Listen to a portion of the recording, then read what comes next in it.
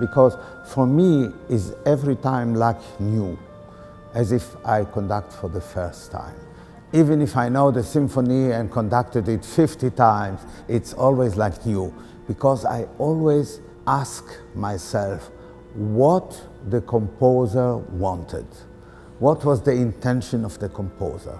I always look for the meaning, for the truth of the symphony, and as time changes, we are in the flowing history. We are not static. Things happen in the world, and we change also personally. We change from one year to another, from 1 month to another, from one orchestra to another, from one city to another. So there is always another, for acoustic of the whole, everything. So there is always a new situation, and especially when there is a new orchestra, also to know the people, the musician, what I can bring out of them.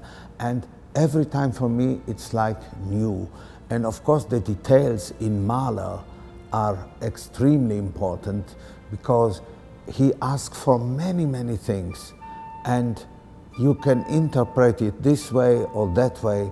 So I always looking what was the intention of the composer, why he wrote this. And I say to the musician, I say, don't do simply crescendo, diminuendo, but I want that you feel the reason why he wrote it, that you put the emotion in the right moment, because otherwise it could be mechanical crescendo, diminuendo, and it should be always with the intention of the composer in mind. That's why I can record the symphonies five, 6 times. It will be always new and always true and always fresh.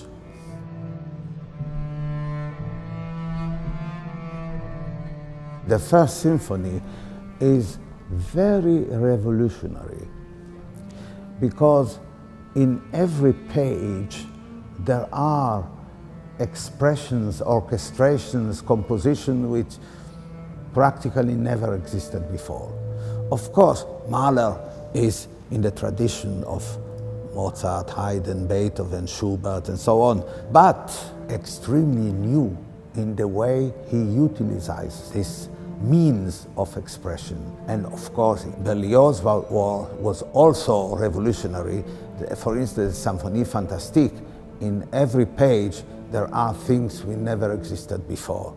And the Third Symphony of Beethoven, also revolutionary. New territory, never existed before.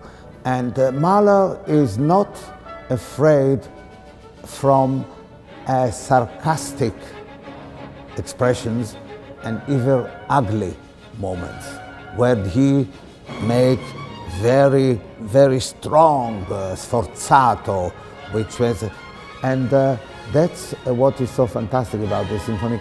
Every movement, if you take the trio, for instance, of the second movement, there is the contrast between beauty and ugliness, aesthetic and the other side.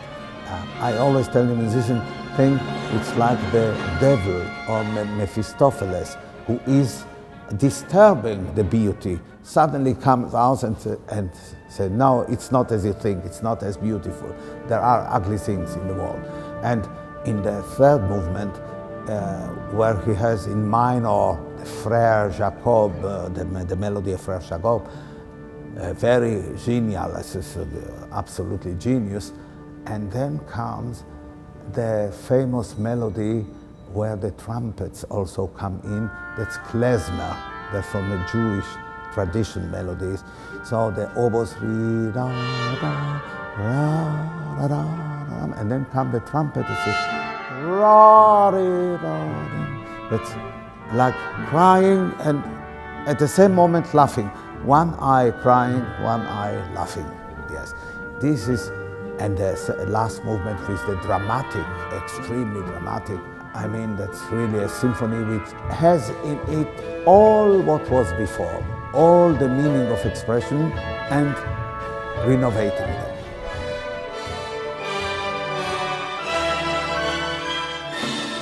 I like this form of baton with this small round way, and I hold it very lightly, and sometimes it flies.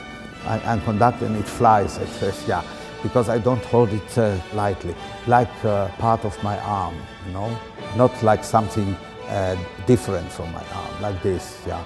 And that's sometimes it's a, but it is a very dangerous weapon, because sometimes already 5 times I went with it into my eye, also in the rehearsals here.